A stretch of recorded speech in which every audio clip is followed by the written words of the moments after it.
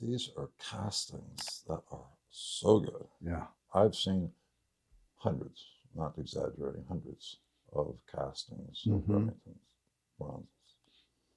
So I've got Bill Healey on, and we're talking about Remington. Oh, we're on. Oh, we're my on. God. Yeah. We're talking. Yeah, well. So I've known you for a long time, probably, I don't know. I've known of you for probably 20 plus years, Sure. probably more. Actually, I bet I've known of you because you were this mythic figure of collecting that you know. I think I love mythic. Yeah, I think that's true. I mean, everybody, oh, Bill Healey. Oh, yeah, no, he's buying. As long as it's not mythological, Yeah. that would be past tense. Yeah, no, you're still going around. You've been collecting art since probably your late 20s, early 30s? Well, let me just give you a real quick, genesis, I guess. Yeah. I had 4 or 5 Charlie Russell prints hanging in my bedroom in Manhasset, Long Island, New York, when I was a kid. When you were growing up. And that's where you grew up, right? That's where I grew up. I was born in Manhasset, lived in Buffalo for 5 years. My dad was a pilot of American Airlines. Right. We moved around a lot. And then I was there for actually 4 years, and then we moved to Greenwich, Connecticut. So my dad was assigned to their corporate office in American Airlines, which was on Park Avenue in New York. So Greenwich was close, trains back and forth. That's what he did. And then he passed away, unfortunately, early in his 54th year in Canada. Both my parents were Canadians. My mom never gave up her citizenship. I happen to be a first generation U.S. citizen. So I'm kind of watching all this immigration business that's going on in the White House now. It's kind of a joke, really. I feel privileged. I mean, I was born in the United States in Manhasset, Long Island. And I'm a war baby, 1940, beginning of World War II. Yeah. And Depression. Yeah, exactly. And your parents definitely had that. I did it just as a quick aside. I'll try not to talk too much, but I'm afraid that I've come to the conclusion that age brings on stories. And stories take time, and they divert all the time. Right. And you're talking about one thing, and then Healy's off over this whole different tangent. But here's the real joke. I can't finish the tangent because I've kind of forgotten the punchline. So you got to watch. If I start something. Yeah. Well, your dad used to go to the office of the president of American Airlines, right? Yes. Was his name Smith? It was C.R. Smith. C.R. Smith, yeah. And he collected art, right? Well, C.R. Smith, if you really look into it, and his collection, I believe, is in Houston, at the big museum in Houston. Yeah. He was probably one of, along with Amon Carter, along with Thomas Gilcrease, and half a dozen of those guys at that time period, 20s, 30s, 40s, 50s. Right. C.R. Smith was in the top 5 Western art collectors, period, ever in the United States. His collection is there, but he gave away more art than he ever put into a collection or a museum. So. Yes, and didn't you see his office? Well, I saw his home actually. He was a lifelong bachelor, and my dad, late 40s and early 50s, when we still lived in New York, was headquartered at American Airlines. Was headquartered at LaGuardia. Yeah. And so sometimes on Saturdays, he would go to work in the car, and we'd stop at C.R. Smith's in Flushing, New York, on the way to LaGuardia. And I'd sit in airplanes, Convaires, and all kinds of stuff, and wave and pretend I was flying, and make all kinds of pictures of me as a kid. And I'm like 8, 9, 10, 11, 12 years old. But anyway, yes, we would stop by C.R. Smith's because that was just part of why he was going to work on Saturday. And the house, you'd walk in, and it was kind of like a 2-story house, but it was all open. The house was just full of art. And every table, every chair, everything had something on it. Bronzes forever. He bought, if you do a little bit of your research on C.R. Smith, when Nancy Russell died, Mm-hmm. her estate was purchased for $250,000 Mm. with everything in it. And if you look at what was everything, Right. it was still all kinds of models, like maybe 100, 150 models that Right. Russell had actually done that were never cast. Mm-hmm. There was maybe 150 paintings. This was a vast collection that she had tried to sell for years, but true Nancy, she overpriced it and never Right. got it sold, and Right. she passed away. So anyway, C.R. Smith bought the estate. Oh, wow. Okay. So everything was in Nancy Russell's estate, including the property. C.R. Smith came in and purchased. Interesting. And then he then didn't want all of the models and the bronzes. So the fellow's name in Colorado, Mm-hmm. who he offloaded that stuff to, and then did all of the castings. Can you recall his Well, name? Yeah. Well, Dick Flood, I think, No, did some no. stuff. This is even before Flood. Yeah. This is in the 20s. Oh, this is the 20s. Yeah, I would. No, I'm sorry, in the 40s. Yeah. She died in 42 or 3 or Uh-huh. something like that. Nancy, maybe 45. I'm not Yeah. quite sure. Yeah. So he Um, offloads them to a this fellow dealer. who then did all of the subcastings. Yes. But he did a lot of original posthumous castings Mhm. too. And I had a whole collection of those, 20 of them. Mm-hmm. And then I gifted them to an institution. Mm. Yeah. So they're posthumous, but they're first castings, Right. which is a little bit of a contradiction. Right. But they had never been cast before. Yes. They were Russell models. There was like almost 200 of them. Mm. Had never been cast when he bought the estate. Pretty interesting that you're buying these, Yeah. and when you're 8 and 9, you're actually in this guy's house, looking at him. Did you see his the artwork. picture of the Russell in this book? Yes. Under my little bio Yeah. thing. Mm-hmm. That painting hung in C.R. Smith's bachelor pad Mm-hmm. that I saw when I was 10 years old, over his fireplace. And do you remember that, going in there and seeing that Well, stuff? I remember going in there because Yeah. it was just like mind-boggling. Yeah.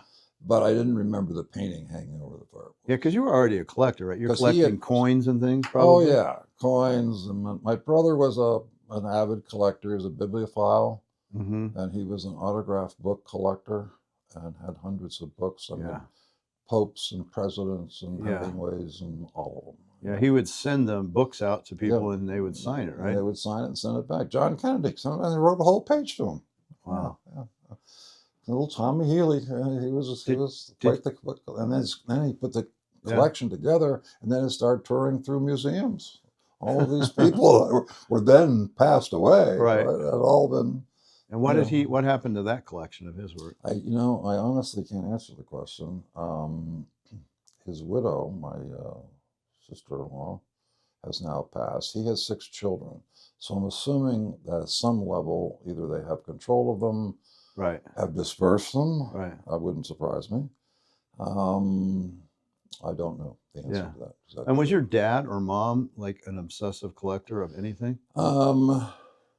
My mom was a collector. My dad was absolutely not. Mm-hmm. No, not a bone collector. But my mom had I won't call it significant, it wasn't, but dozens of Hummel figures. Oh yeah.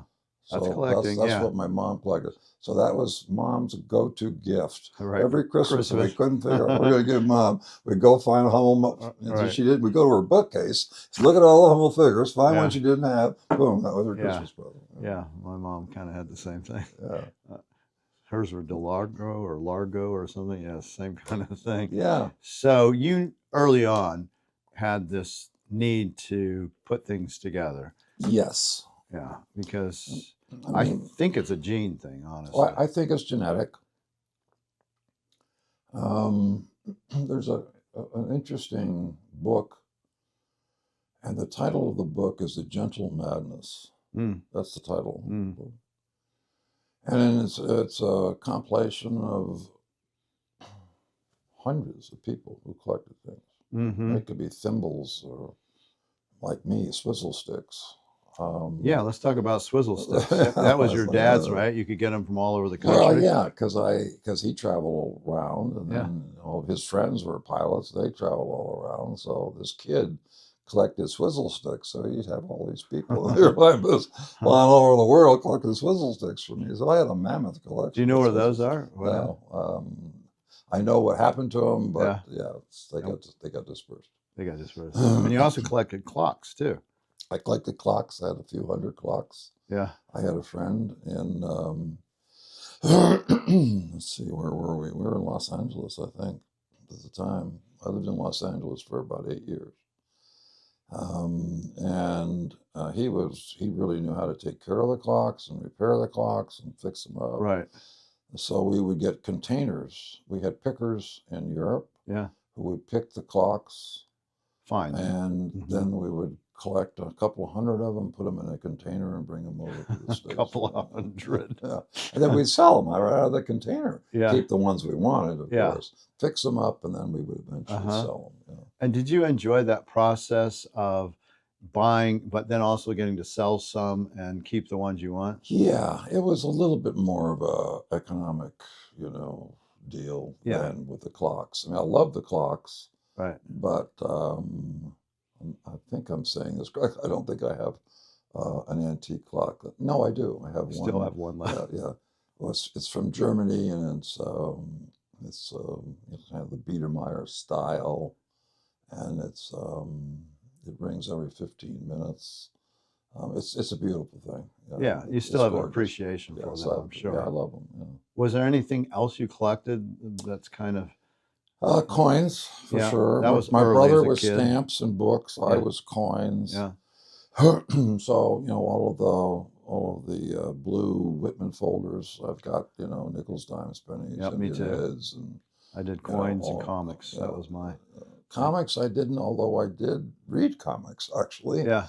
And enjoyed them, and then I had a few around, and I still contend that I had a first edition. Mad with the goofy guy on the cover. Right. That's worth $1 million today. Right. I think I've convinced myself anyway that I had one. Yeah. And my brother sold it. Yeah. For probably $50 or whatever. Yeah. Well, he would have recognized the value of being a anyway, bibliophile. I can't help but look at all of your canons. Yeah. Yeah. I mean, that's the thing. It's interesting to watch the people that come into this studio. And some of them are just focused on doing the podcast and don't look at anything. And then others like yourself, they're much more, even during the podcast, they're looking at the art. They can't help it. Look around, yeah, you can't help it. And I've been to both, I've been to your home in Jackson. I've been to your home in Phoenix. And it's I wish I still had the ranch in Jackson. I mean, I would have loved to have kept it, but health issues prevailed, and so and I was getting timed out anyway. I turned 80, I think, or 79. And you're 85 now. I'm 85 now. Yeah. And so when you go to school in Connecticut, Greenwich, Connecticut, and then you end up going to college on a basketball scholarship. Yeah, I got in because I could play basketball. Yeah. Not because I had any grades. Yeah. And the Monsignor met me in August of that year. I guess it was 58 that I went in. I was 17 years old. And he asked me, what college are you going to, Bill? And I said, well, I'm not going to college. I got a day job in a boatyard. Right. I worked in an Italian restaurant called Minero's, which was actually quite a famous restaurant in Greenwich, Connecticut. And I smoked cigarettes, and I had a car, and gasoline was 25 cents a gallon. Right. Why would I go to college? Right. And spend 4 more years with books. Right. But yes, I did get in. He said, no, you've got to go to college. And then he made his phone calls, and I actually had 3 colleges I could have gone to. Yeah. I picked. Actually, I made a phone call to my brother, who had graduated from Canisius College, a Jesuit school in Buffalo. And he's 7 years older than me, so I called him. His name was Tom, and I said, Tom, what do you think? I'm going to go to college. Well, there's this silence on the phone, like, what are you talking about? You really go to college? And I said, yeah. So I got into these colleges. What do you think? And so the one was down in Mobile, Alabama. And it was a Jesuit school. Uh-huh. So I told him the name of it. It's kind of escaping me right now, but there's only one Jesuit college in Mobile, Alabama. And he said, I don't think you'd last a month Yeah. at that college. No, I It don't says think so. they want students, Right. They don't care if you can play. Although Canisius College was quite a good basketball school Yeah. in Buffalo in its day. So anyway, I kind of got eliminated of the other school. I believe it was in New York. It was a private school in New York University. And so I picked St. Michael's College in Burlington. And you got a degree in economics. I Right? got a degree in economics. I lasted the 4 years. Yeah. Did you have any idea what you were going to do with that degree? No. Well, when my brothers, let's go back to my brother's conversations for a second. So he said, well, what are you going to major in? And I said, well, what do you think I should? And he says, well, I majored in economics. I said, well, that's when I got to college. I said, what's your major? I said, economics. Oh, of course. So funny. Didn't even know what the word meant, actually. Yeah. I mean, it was kind of like clueless. And it was a tough major. I should have said, I don't know, English poetry or something. I could blow my way through. Yeah, that would have been tough too. Economics. Business is the one that would have been good for you. Business would have been probably a better one. Yeah. But economics was interesting because it's a social science, number one, which wasn't as popular or even maybe needed as it is today. But it's just basically how people behave now and how people are going to behave in the future demographically. So if you combine demographics and economics, you can actually start making sense out of what it's theories. Yeah. It's all theory. Yeah. But it's backed up by figures. But the figures, if you don't have demographics to relate to the figures kind of get like GNP will come out here, 2 months from now, it'll be 1.2% for the quarter. Right. Who cares? What does it mean? Why is it important? It's the economy of the country. Right. It's all of the information that's behind the numbers. But unfortunately, most people don't understand what the information is that's behind the numbers. So, which allowed you to see trends. It allowed you to. It allows you almost to predict the future. Correct. Yeah. Which was very helpful. Very helpful now. Especially for what you went into as well. Yeah, and what I went into, I was always looking 50 years down the road. Always. Right. I think you still are. Maybe. Yeah, I mean, well, I haven't got 50 years to go down the road. No, but you're still looking at it when you do things like this book, right? Yeah.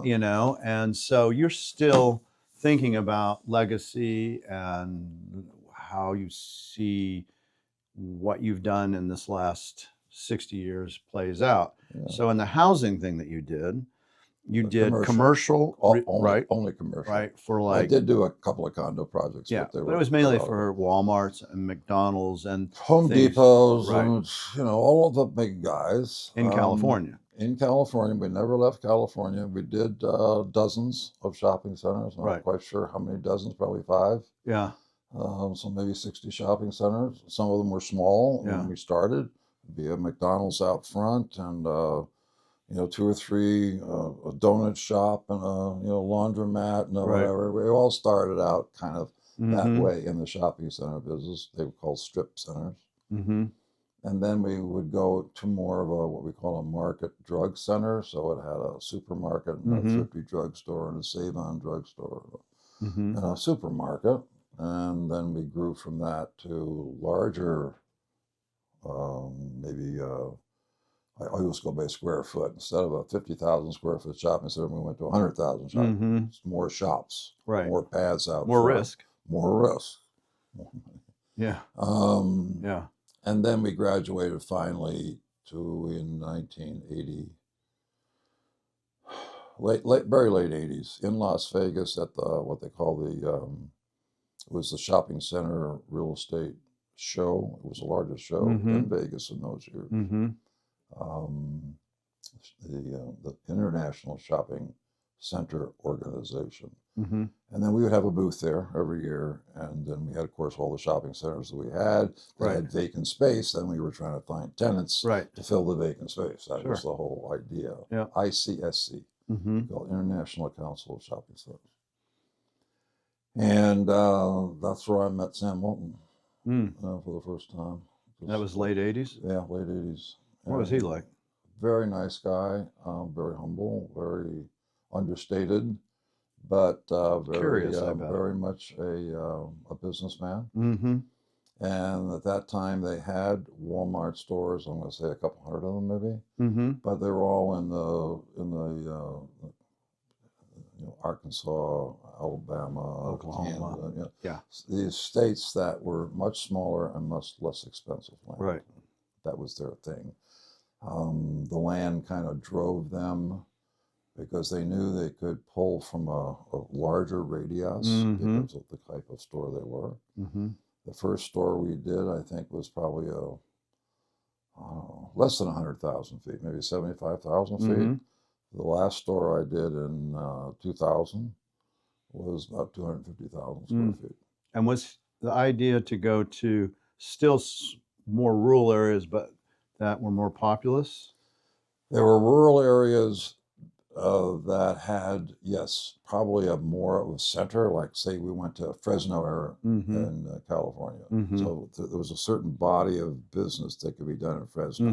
But then outside of Fresno, within a 20-mile radius, was enough people to double the size of the business. And they had all kinds of formulas and whatnot, and radiuses and populations and right street, wrong street, left side, right side, going home side, coming back side, who's going to buy the milk, who's going to shop after 5 o'clock. I mean, they had all this stuff that they had down. Yes. They were, Walmart, this is an interesting side, which probably won't interest anybody other than people like shopping center guys or economists. Yeah.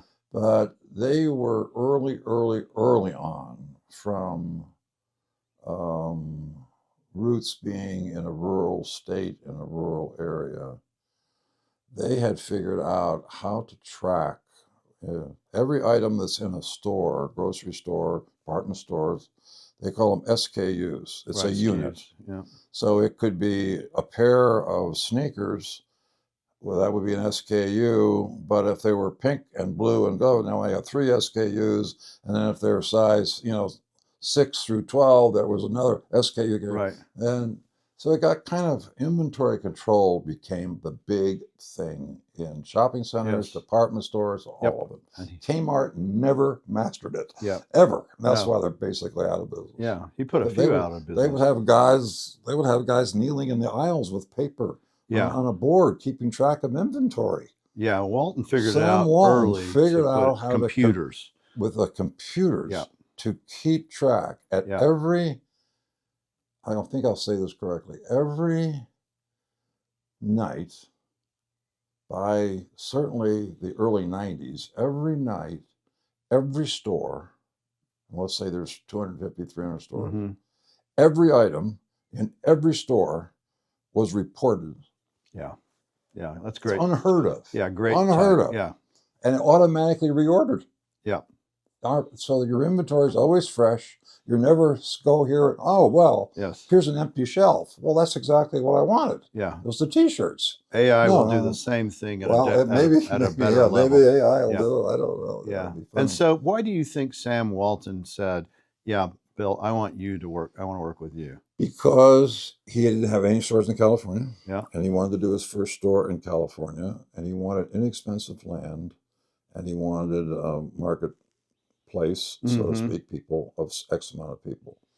And we had put probably by that time, even say late 80s, early 90s, we had put shopping centers in that type of areas. Primarily, we put the first stores of theirs in what they call the Antelope Valley, which is the upper Los Angeles County. So Palmdale, Lancaster, Victorville, all of those places, which have totally transformed themselves now. But that's where the first Walmarts went. And you did the first one? Yes. Yeah. Technically, one opened a little bit before the other, but yes, we did the first one. And so that getting into that lane gave you a lot of work for a while, I would think. It finished my career. I mean, I could have kept going and doing more, but the development business is difficult enough, where you have to kind of be a juggler and keep all I those bet. balls in the air, like the 10 balls. Right. You drop one, it doesn't matter, you're still juggling the other 9. Right. They're done. You know, you're done. You got to go back and start all over again, Right. and pick up number 10. I mean, that's the difficulty of the Yes. business. And it's a business that you go into the business, you invest, you borrow, you spend your money, and 3 years, 4 years later, You you get paid. figure out whether you made money or you lost money. Yeah, and the economy can change dramatically. Economy, all kinds of variables. Yeah. That's the hard part. That's the variables that kill you. And would there be times that you go, we should not do this project because it looks like the economy's overheated and it may pop? No, you just have to push forward. We just kept going. Yeah, you just have to do the best you can because you So can't we did control. dozens of them. Yeah, And we did them in recessions. We did them in. But I will tell you, a lot of the money was borrowed money, so from banks, from institutions. And so we actually had a little bit what we used to call reverse leverage. mm-hmm. We were leveraged by them to be able to borrow to build. Mm-hmm.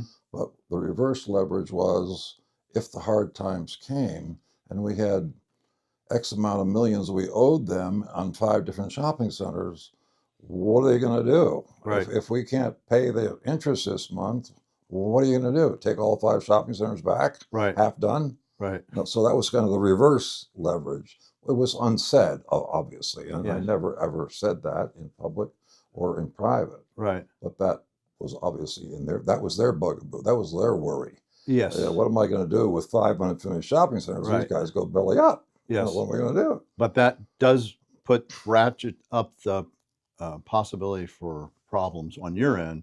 Risk. Yes. Your Yeah. risk is definitely there, but you just had to go. This should be how it would. Again, I think that's where your economics comes in. Right. You can look and go, they're not going to want these things back at that point.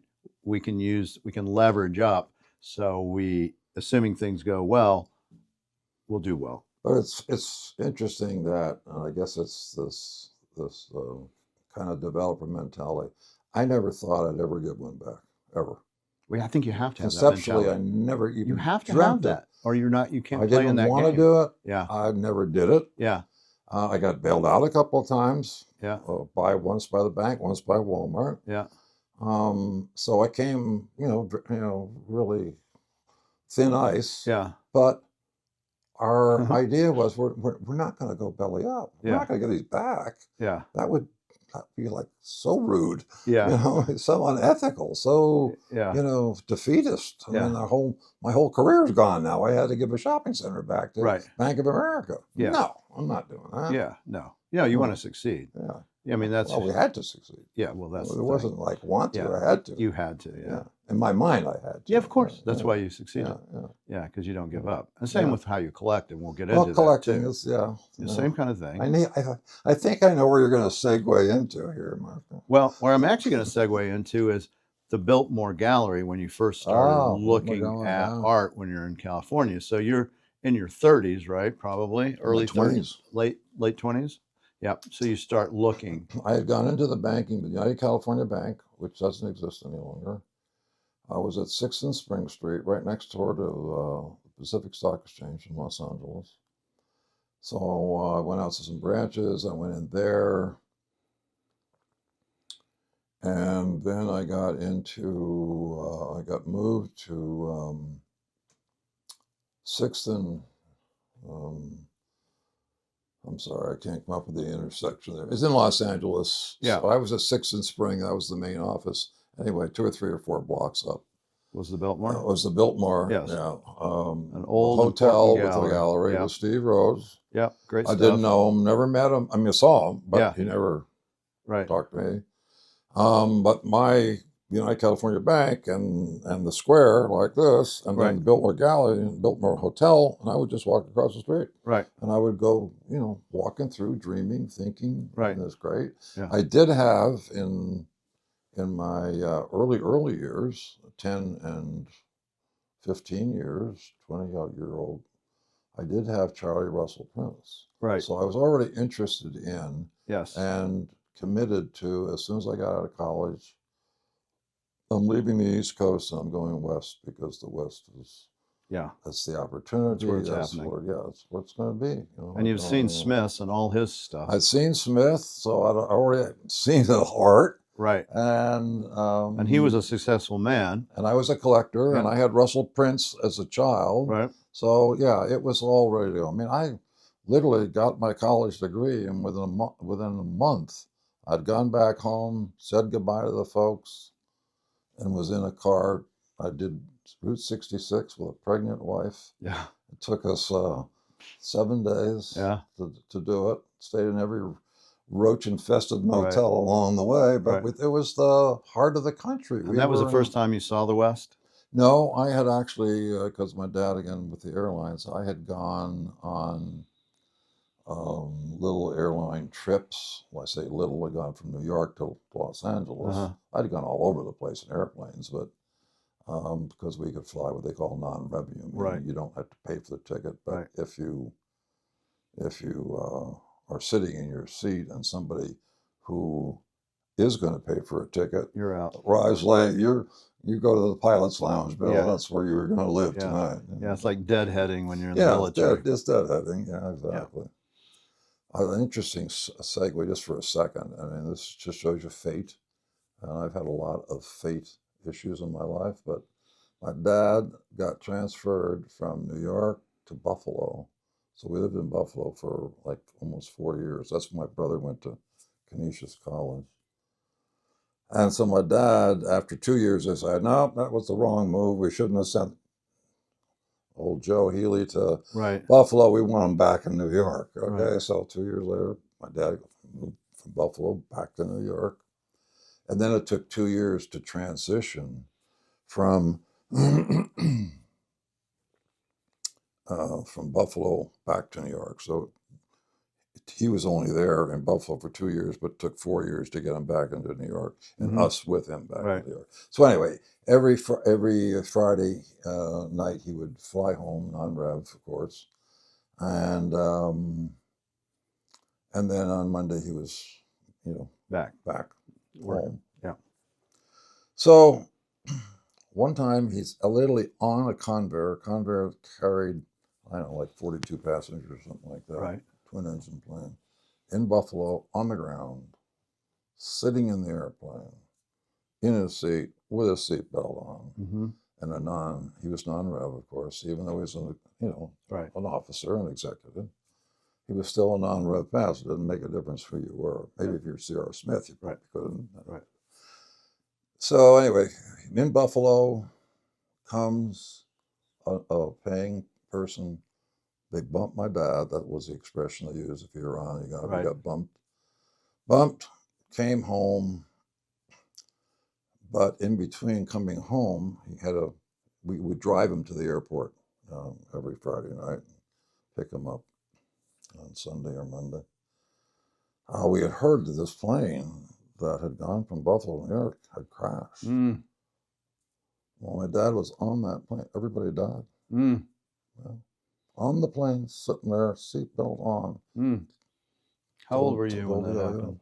was probably 13, 14. And how did that change your life? It didn't really. I mean, fate changed. But I'm sure you've I've thought already about had that a number on of fate issues in my life. Please, we won't get into those Yeah. because they're kind of morbid and they're Yeah. scary and they're very strange. But Yeah. yes, I've done death's doorstep a Yeah. half dozen times, just by very, very strange circumstances. Mhm. Not like death knocked on my door. Yeah. Death was at my door. But It do you should have thi- taken me. Do you but think it didn't. maybe gave you a sense of every day counts and we need to make them count?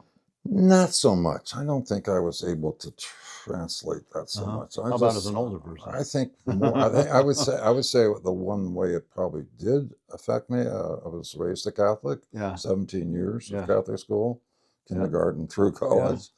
I would say it strengthened my faith. Yeah. I'm not a great church attendance person now. I won't say I've fallen away. I think I'm a better Catholic today than I was growing up Mm-hmm. because I think I'm wiser. I think I'm more committed. I think I more love the Catholic Church. I love Jesus Christ. So I think I'm a better Catholic, actually. Mm. And maybe I'm doing a little bit of, I don't know, excusing myself for not attending church every Sunday. But I go to church every day Mm. in my mind. Yeah. Yeah. And you appreciate your life. I appreciate my life. I mean, Yeah. I know why I've had this wonderful life. Right. It wasn't because I was so damn smart. Yeah.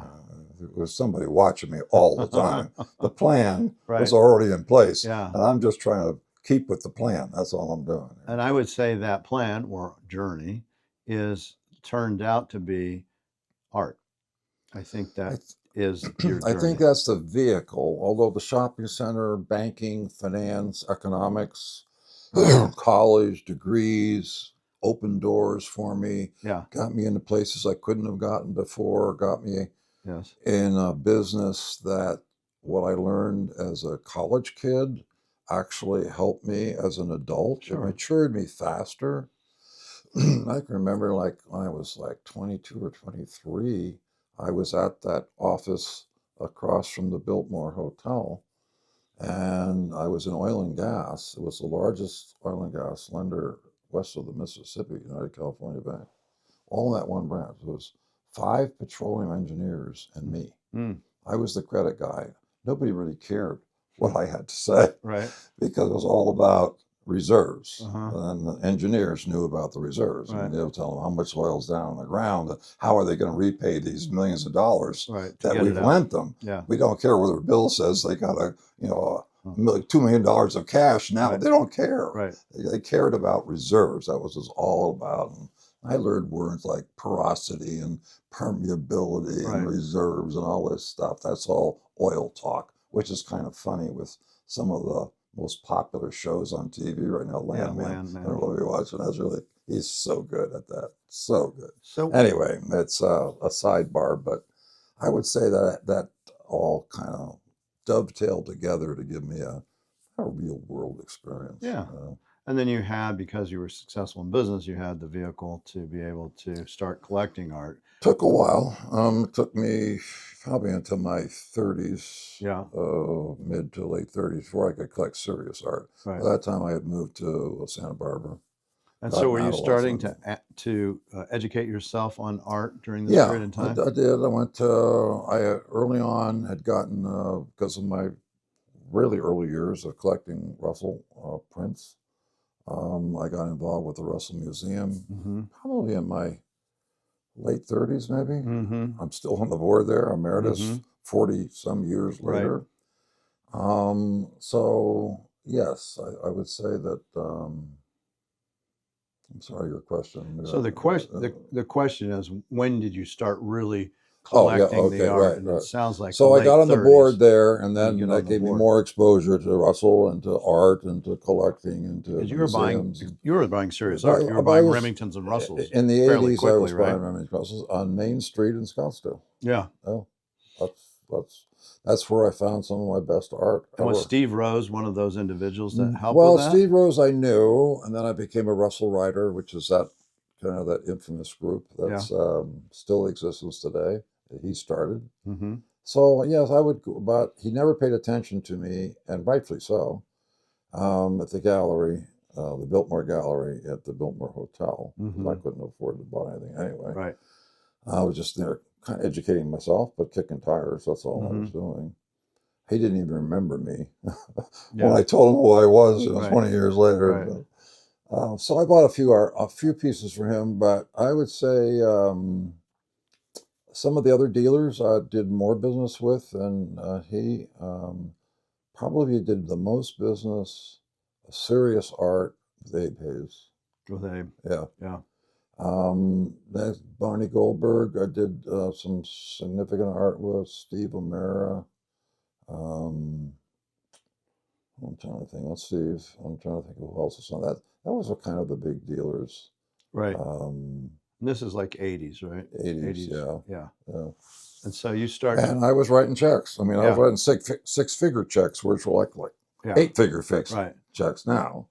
And you were primarily interested in Russell and Remington at that time? Just Western art. No, Yeah, because I mean, I you had them did all. Taos I had Founders. dozens of artists. I You mean, had Maynard Frank Dixon. Kenny Johnson. I had Yeah. Maynard Dixon's. I mean, I had All that. most of the, not all, because there's a couple I didn't understand, of the Taos artists. I've never owned a Blumenschein. I never owned a Higgins. I just didn't get it. I bet you do now, though. Well, I do now. Yeah.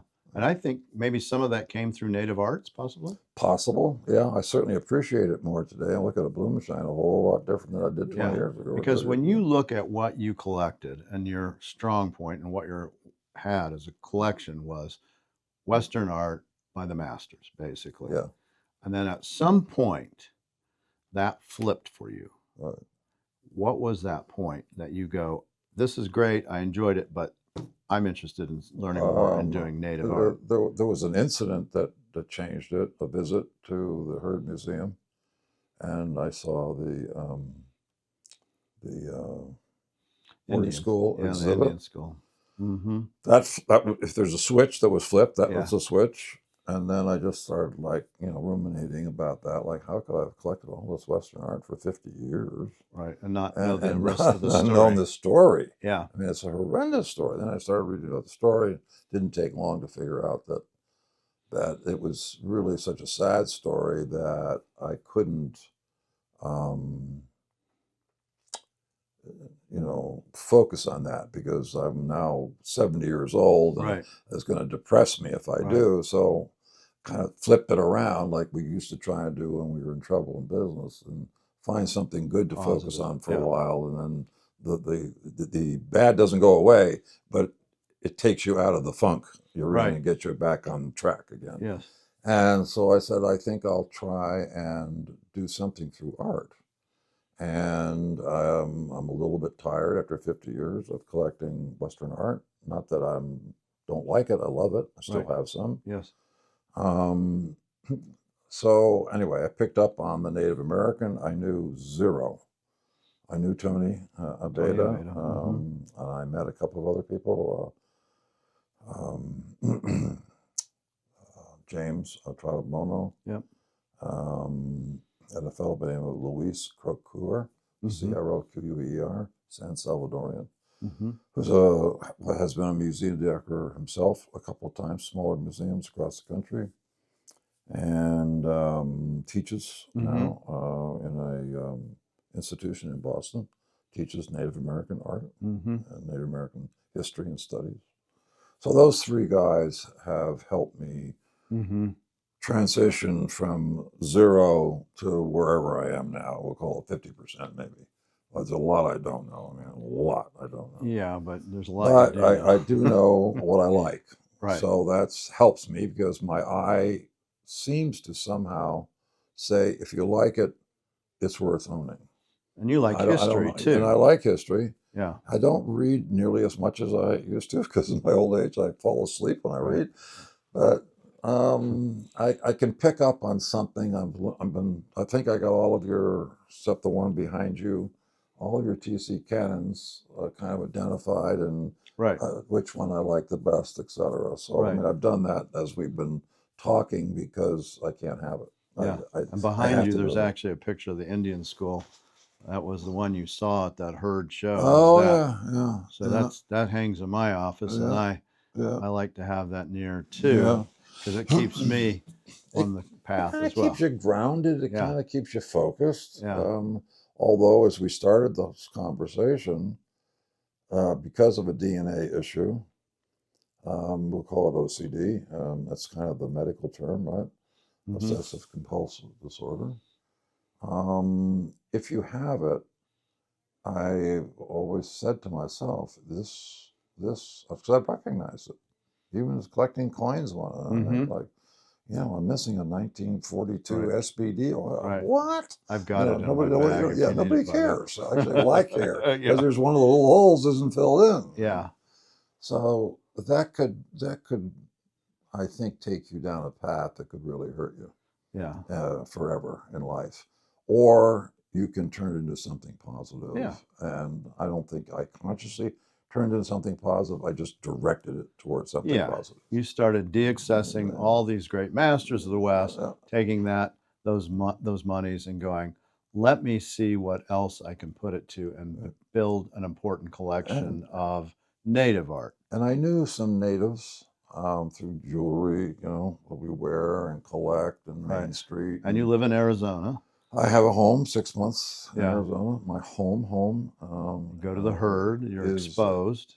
Yeah, but my home is Jackson, Wyoming. I Yeah. don't ever want to lose that. I'm a visitor here. Yeah. I'm a resident of Wyoming. I love Wyoming.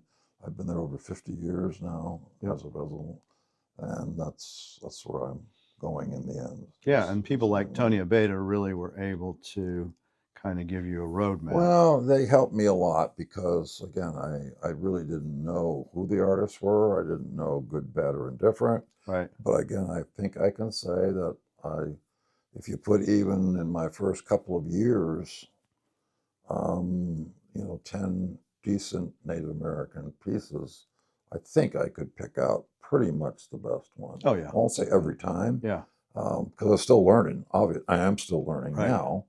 But 10 years in, I pretty much can pick out the Right. ones that I think are the best. And did you originally start going, okay, let me do the earlier material, the 20s, 30s, 40s, which then kind of led a natural into the more contemporary and modern day I think artists? that, yes, the answer is yes, because as we collected Western art, we collected because, and what drove us was the history of the West. Yeah.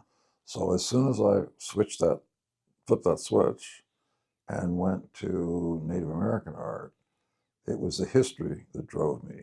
And that's what guided me. That's what interested me. Mm-hmm. And so then once I learned the boarding school story, then I said, okay, I'm not going back to the treaties and trying to figure out who was right and who was wrong and how the Indians got displaced and blah, blah, blah. I'm going to try and find something positive that came out of the late of the 19th century. Mm-hmm. And that would be the boarding school story. That was my motivation. Mm-hmm. So I used that as kind of something that I could take out of that tragedy, amongst many tragedies of Native Americans and how they were treated or mistreated, and do something positive with it. What I'm hoping to do is the art comes out of, there's very few of the artists, historic artists, that actually went through the boarding schools. But most of your important early historic artists came and were products of people who did go through the schools. And even people like Shanto Begay went through boarding school. Yeah, well, almost all of them did at one point or another. But you can say Santa Fe, like Indian school, wasn't a boarding school. Well, I think it actually was technically early. Oh, yeah, it was. And it became more of Dorothy Dunn, et cetera. But the people who actually produced these children went through the boarding schools themselves as adults. They went through them as children. Now they're adults, and now they have their children. And they're now into their 20s, 30s, the 1920s, late teens, but really used 1920 as kind of this book, I think. 1920 is studio style, as Dorothy Dunn. And Rockefellers were involved in providing things back early to these children, materials, pen, pencils, paper, blah, blah, blah, because they had nothing. And all of a sudden, they started telling the stories that their parents, grandparents, had told them. So now the people who actually did know the history of these tribes, going back into the 19th century, were coming through the boarding schools. They were getting aged out, but their children now, fortunately, the doctrine of assimilation was on strong from late 1890s and it's 70s Carlisle School, but really got assimilation. We're gonna turn all these natives into little Yankees. It went through the 70s. I guess it started back then. But anyway, so 1970s. Now it's transitioning more into, actually, we failed, we being the government, and miserably in assimilating. So I think we'll give up assimilation. I think actually it was a doctrine that was put out in around 1915 that actually officially said we failed and we're going to allow Native American children to be Native American children. Yeah, and the Dorothy Dunn School. And then Dorothy School picked right up on that in the 20s, and boom, off they went. Let's show the ceremonies. Let's Yeah. show the culture. And that's where the studio style comes And that's from. kind of where this starts, really, is in that. Exactly. When we say this, Exactly. so this is a book that Right. just came out Yeah. that's Yeah. on your collection that you Right. gave to the St. Louis Art Museum. Right. How many pieces of native 100, art? 100. 100 native art pieces. Yeah. And that starts from the 20s all the way through contemporary.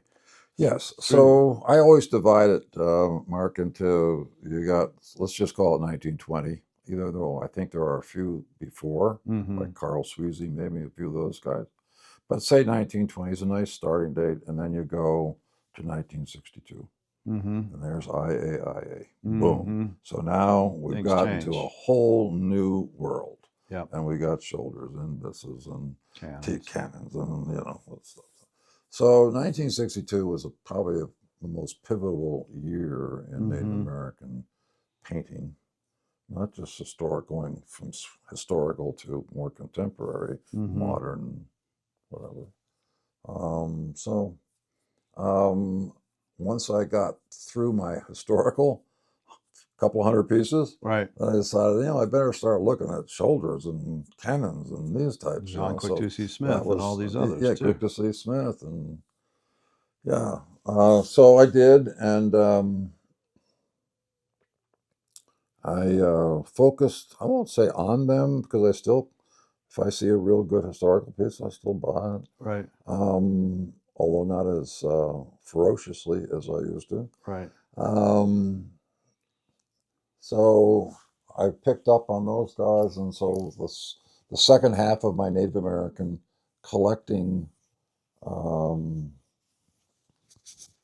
career of 10 years, 11 years, 12 years kind of was more 62 and on. Yeah. And Earl Biss is probably my all-time favorite. I'm not collecting into that, but Yeah. I'm fiddling with it. Yeah, it's okay. And do you feel like the way you look at art has changed when you look at these more contemporary artists like Kay Walking Stick and Emmy Whitehorse, as far as the stories that are portrayed in these paintings? I think especially the women, because we know just worldwide, I think women live 7, 8, 9 years longer than men.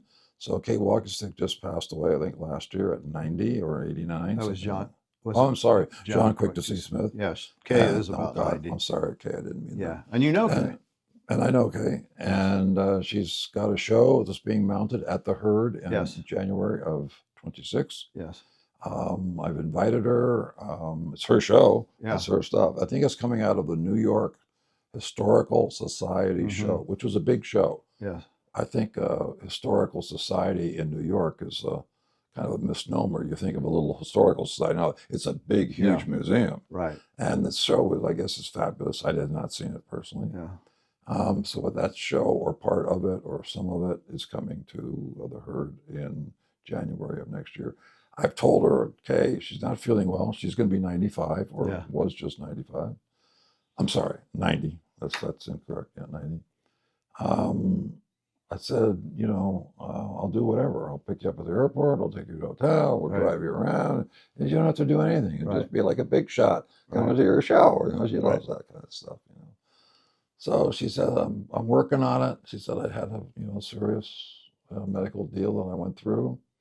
In the last 6 months, she said I'm feeling better, but I don't feel great. So it's still a little bit questionable whether she'll come or not, but I hope she does. Yeah. And one of the things I think is interesting, looking at your collection history, that history was the thing that drove you, the masters were what drove you, but now you're at a point in your career where you're actually knowing the creators, the people who made them. All the other people were dead. You never got to know them, but now you actually have connections to the artists.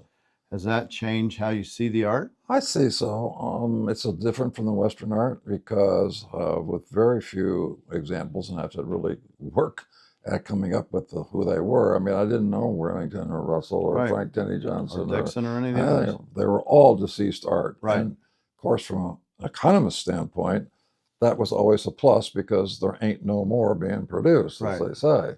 So we knew it was a finite supply, Right. and therefore we could better calculate whether the price was, Right. crazy or not crazy. Right.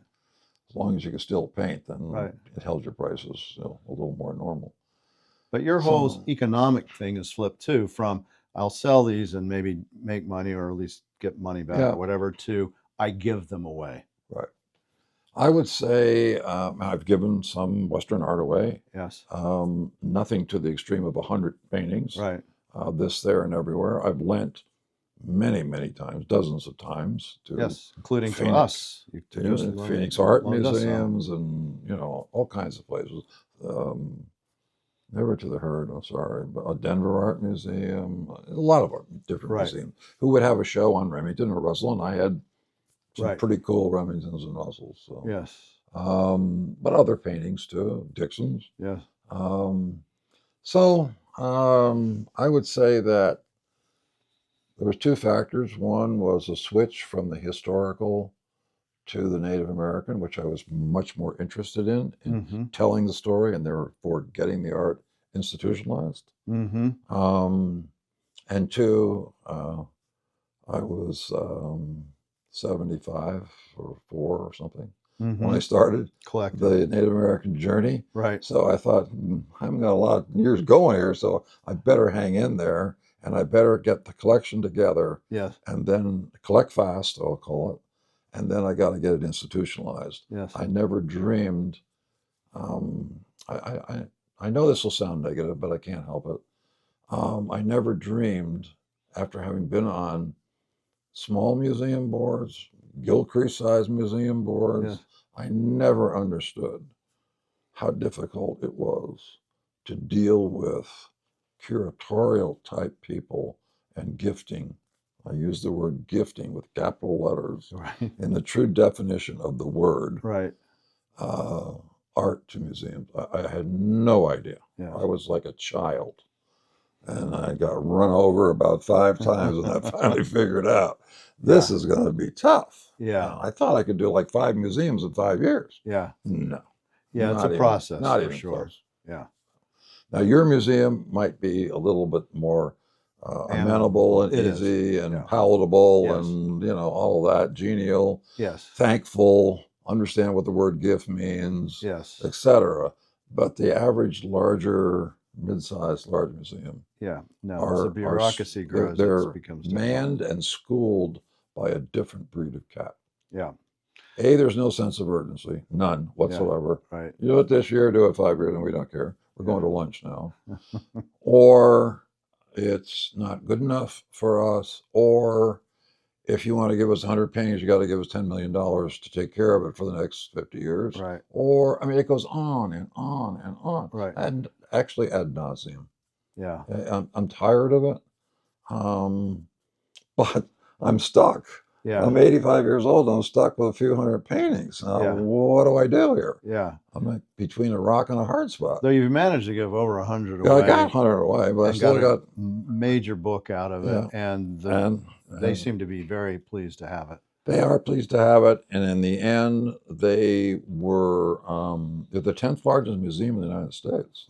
Yeah. It was no joke. No, I know. They've been around 120 years. Yeah.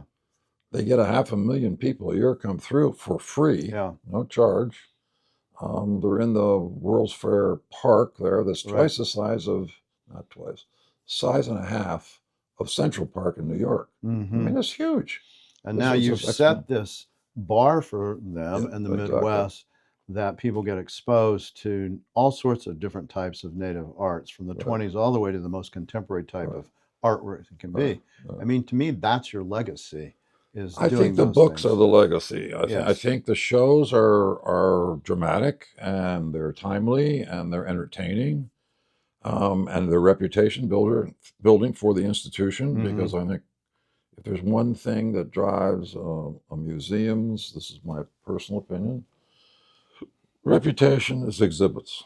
Mm-hmm. And exhibits are really based upon curators. Mm-hmm. Because the curators, God bless them, if they're good, will put on a good show. They'll write at least a catalog, if not a book. Mm-hmm. And that process is what museums' legacy really is. Yes. Exhibits come and go. Museums come and go. Size of the building, exhibits, everything changes. Air conditioning, blah, blah, Right. blah. But without collectors, Bill Healey's quote, Yeah. without collectors, museums would not exist. Yes. So Sure. therefore, treat the collectors with a little bit, just a modicum of respect, because they don't.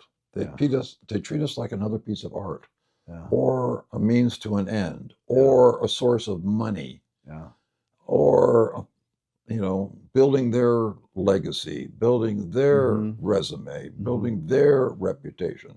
The collector's just kind of over here in the corner, and once they're through with us, we can go out the back door. They don't really care. Had you ever considered? There should be a big book about that. Well, it might be.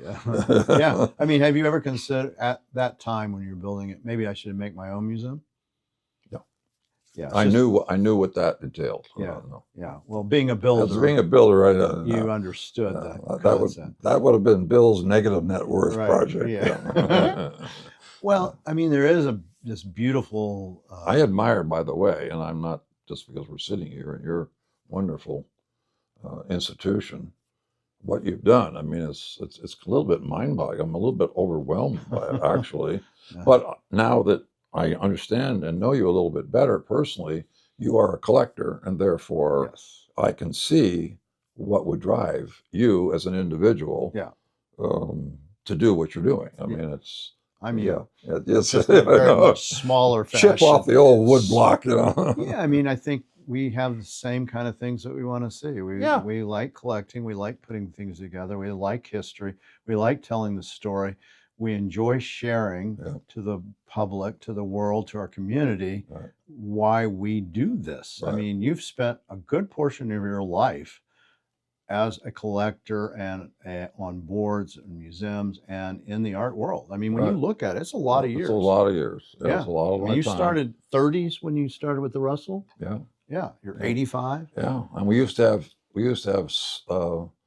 every other month, 6 meetings a year. Yeah. And I would get on airplanes to fly from Santa Barbara, California to Great Falls, Montana. Yeah.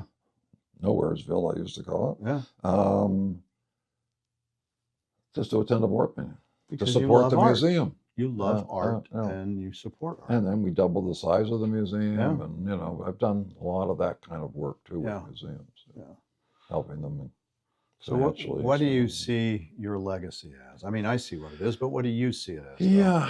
I would be probably naive and probably not totally upfront if I said I don't care, but I care less about my legacy than the result of the legacy. Yeah, I get it. I'd much rather have 5 of these books and 5 institutions have 5 Bill Healey collections to educate people on the Native American story. That's what I want. Yeah. That's my legacy. Yeah. And I think it's best done. My formula for the museums basically came out of the negotiation with the St. Louis Museum, who were very difficult in the beginning, but I have to say, in the end, they did a job of putting an exhibit together in about 15 months, which for the 10th largest in the United States, unheard of. Yeah, that really is. In fact, the 2 galleries where the show was were already booked. Then they rebooked. That's where an institution separates itself. They have the inclination, they have the flexibility, they have the interest, and they understand what they don't have. Right. When we're speaking of museums across the country, I mean, I'm just using figures. I have no right to use them in the sense that they're not factual figures.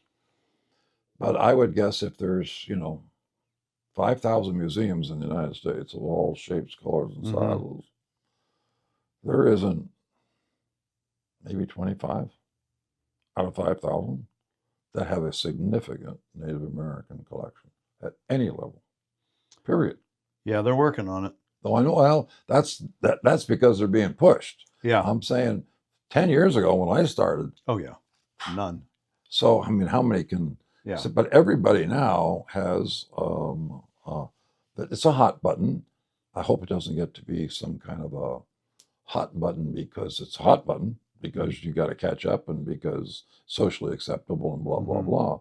I hope it's because we want to tell the story that Bill Healey wants to with his stuff. Right. The story and the art's fantastic. Yeah.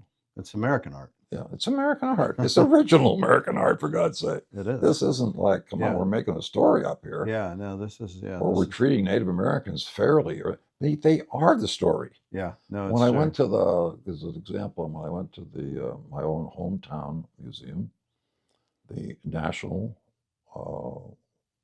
Wildlife Museum in Jackson, Wyoming. National meaning it by act of Congress. It's the National Museum for the United States for wildlife art.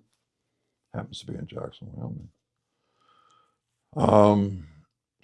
I think when I first started talking to them, it's called 2 years ago, a year and a half ago, about maybe doing some type of gifting of Native American art. They're kind of like, what are you talking about? I said, well, think about this. Think about Native Americans. First of all, think about what you don't have.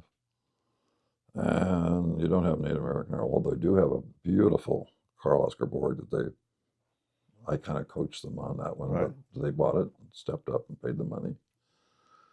And what better union would be wildlife, the Wildlife Museum of the United States, with the Native American collection of 75 or 100 paintings. I mean, what could be more compatible? Right. I mean, what are you guys not thinking about or listening to what I'm telling you here? So it was one of those switches, as you suggest. Yes. It went off in somebody's mind, I guess. Yes, they saw it. And they thought, Jesus, yeah.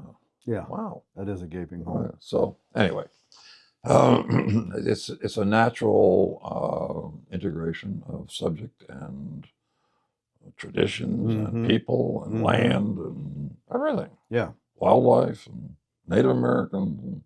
It's made to be. So we're close.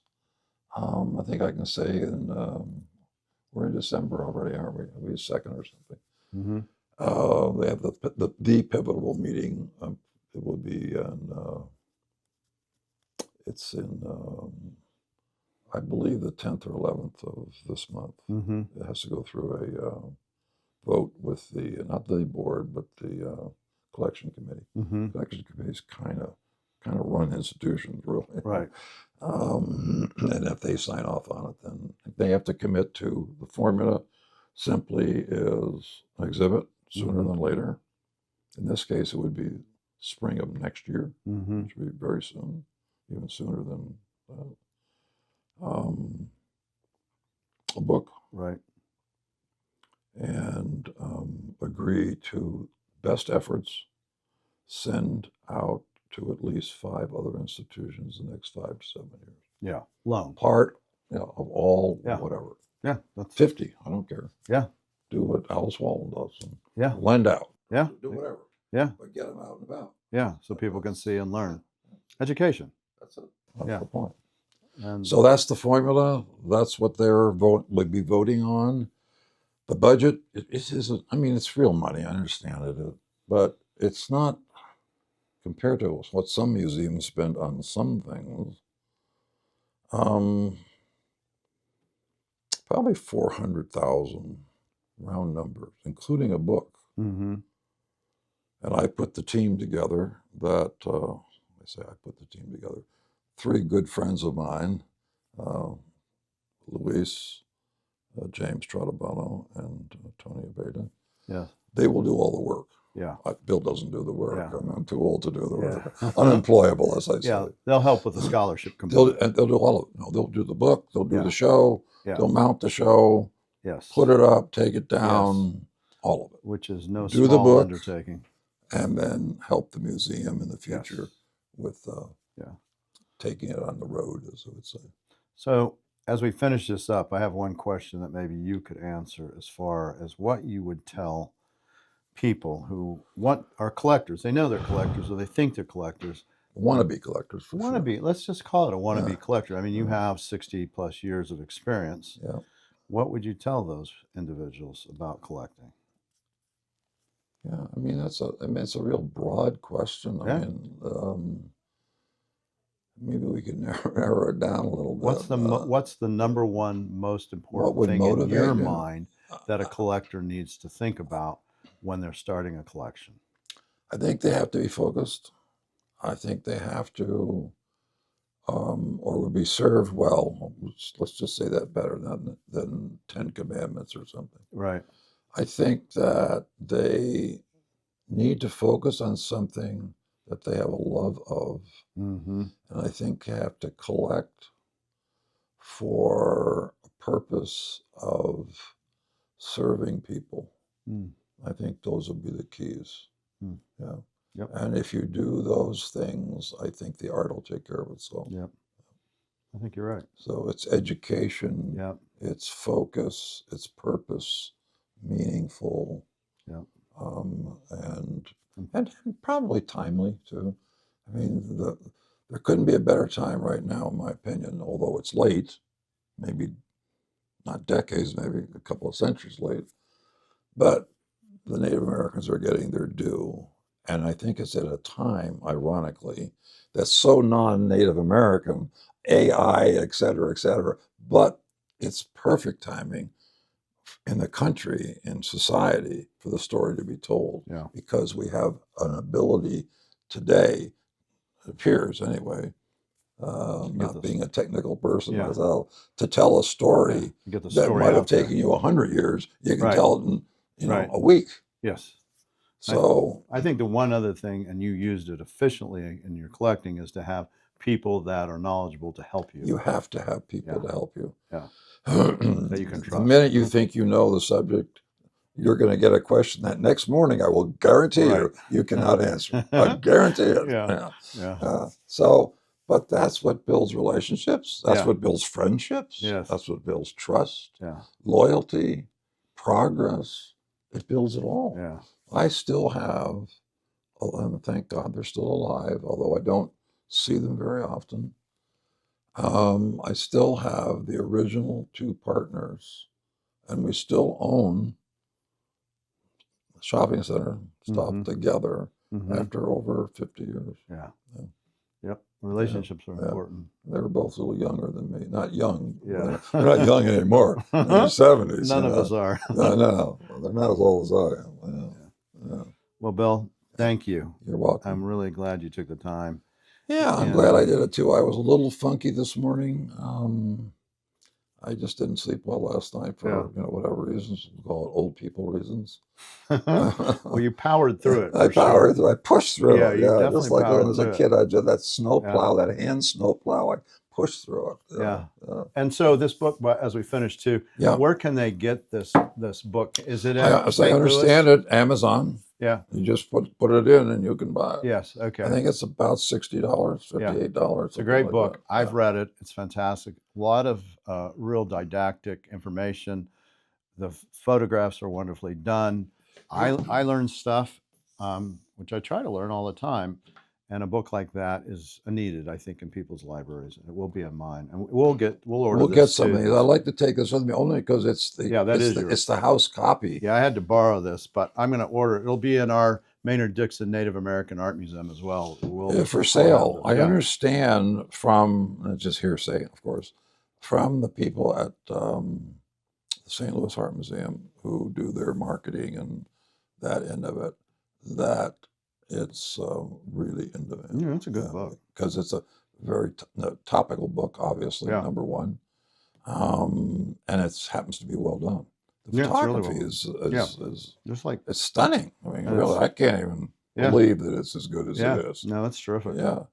So if I could get 2 or 3, cross my fingers, at least 2, but maybe 3, God forbid long more. Yes. Because I have the art to do the shows, to do the book. Right. I think you ask about legacy. I mean, these 3 of these would be a real good legacy. I mean, it would really be out there. And for not only you, but for the artists. Well, that's what I'm talking about. I'm not talking about myself. I'm talking about Native Americans. Yeah, because there are people in there that haven't really been brought up, Awasera and you know, Tonita Roybal and stuff that are in there. Oh, I think Lord, that are yeah.